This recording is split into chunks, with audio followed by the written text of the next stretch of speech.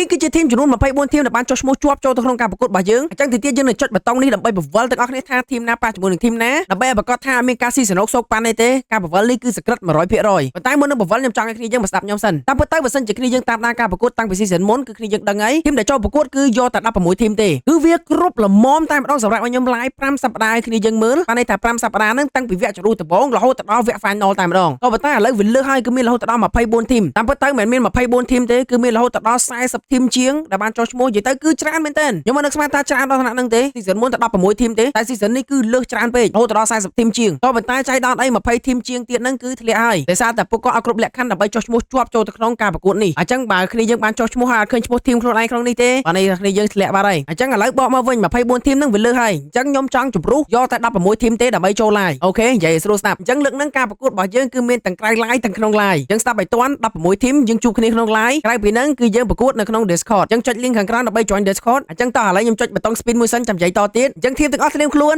1 2 3ចាប់ដើម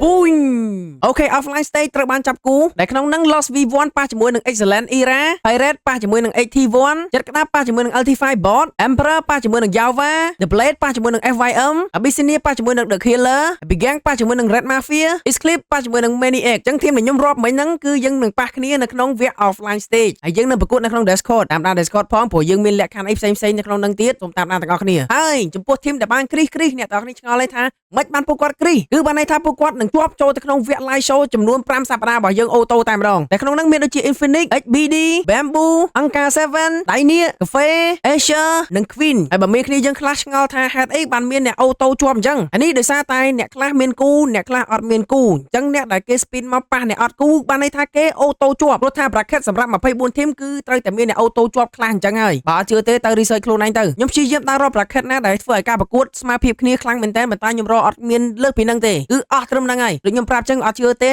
គឺចូលទៅ search ខ្លួនឯងទៅ24ធីម bracket គឺចេញមកហើយមានធីមចំនួន8ធីមអូតូផាសអញ្ចឹងឯងយើងអបអរសាទរទៅកាន់ធីម8ធីមដែលអត់មានការប្រកួត offline អីទេគឺអ្នកទាំងអស់គ្នាអូតូជាប់ចូលទៅក្នុងវគ្គ live show week 1 week 2 week 3និង week 4អូតូតែម្ដងដើម្បីស្រួលយល់អ្នកទាំងអស់គ្នាមកមើល bracket មានពណ៌ចេះវិញអញ្ចឹងពណ៌ក្រហមនេះគឺជា week 1ដែល Infinix គាត់បានអូតូជាប់មកកន្លែងនេះហើយ Lost V1 ជាមួយនឹង Excellent Era បើសិនជាគាត់វាយជាប់គាត់នឹងមកជួបជាមួយនឹង Infinix អូខេអញ្ចឹងស្ដាប់ប៉ុណ្ណឹងសង្ឃឹមថាគ្នាយើងនឹងយល់ week 2 week 3និង week 4ដូចគ្នាអញ្ចឹងដែលជារៀងរាល់ថ្ងៃសៅរ៍ម៉ោង7ឡើងគឺយើងនឹងជួបគ្នាក្នុងការប្រកួតហ្នឹងហើយបន្ទាប់ពីប្រកួត offline ចប់យើងចូលទៅក្នុង live show តែម្ដងអញ្ចឹងមានប៉ុណ្ណឹងសង្ឃឹមថាគ្នាយើងនឹងយល់ហើយមិនបាច់ចំណាយទៅកាន់ធីមដែលជាប់ទេអ្នកទាំងអស់គ្នាត្រូវចាំថាការប្រកួតមានសមត្ថភាពមែនតើគឺជាប់ហើយបើអត់មានសមត្ថភាពទូគាត់ជាប់ពេលហ្នឹងក៏ដោយពេលក្រោយគឺគាត់គង់តែធ្លាក់តារាយទេអញ្ចឹងកុំភ័យបើធីមយើងខ្លាំងមែនគឺយើងត្រូវ fight តាំងពីដើមរហូតដល់ចប់អូខេយ៉ាងណាមិញអបអរសាទរទៅកាន់ធីមដែលជាប់ទាំងអស់គ្នាហើយការប្រកួតបើសិនជាធីមណាលើកពានបានន័យថាមកដល់វគ្គ grand final ឈ្នះទៀតគឺខាង server នឹងមានរង្វាន់ជាការលើកទឹកចិត្តជូនគ្នាយើងតែខ្ញុំអត់ចង់និយាយក្នុងនេះទេខ្លាចគេចាប់ដឹងតែការប្រកួតមានរង្វាន់លើកទឹកចិត្តទៅបានហើយខ្ញុំដឹងថាភាគច្រើនគ្នាយើងមកប្រកួតក៏មិនមែនដើម្បីរង្វាន់នឹងដែរគឺដើម្បីតែប៉ះគ្នា